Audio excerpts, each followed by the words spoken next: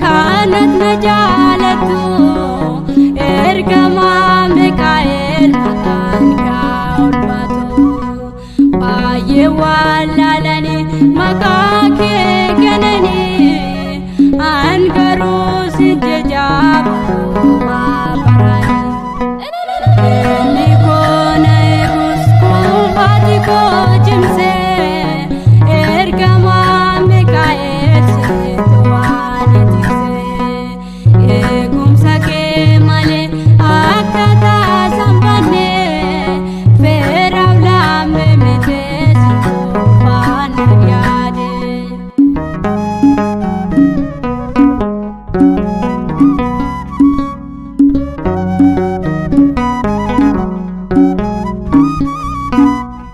Yakkamaa ta'eera fuula namootatti abbaa koo Mikaa'el haa tabbee kan goote haa baduuf qopheessu taala yaadu koo situ barbaadessee Mikaa'el abbaa koo diinni koo na eegus kuufaati koo cimsee ergamaa Mikaa'el seetu waan atiksee eegumsa kee malee akka taasan bannee feeraaf laamme mitee si kuufaan yaade.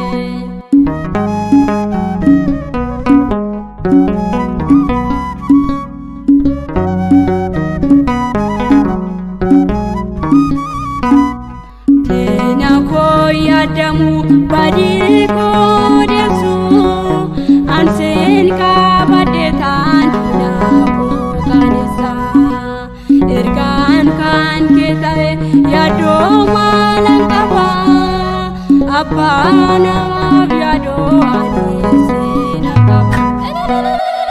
Inni koo na eegus kuufaati koo cimsee ergamaa Mikaa'el seetu waan atiksee eegumsa kee malee akka taasan bannee feeraaf laamme mitee si kuufaan yaade.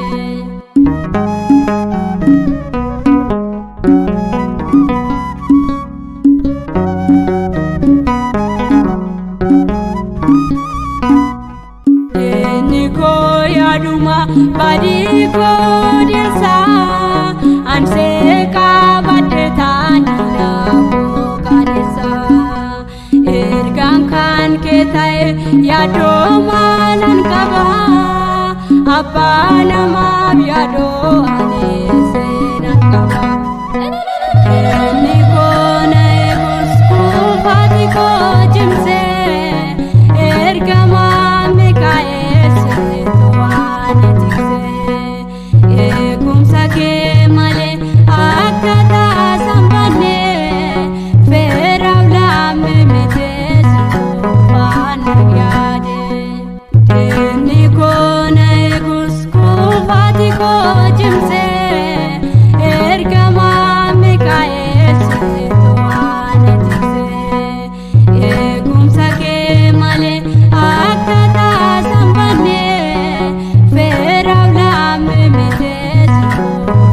arge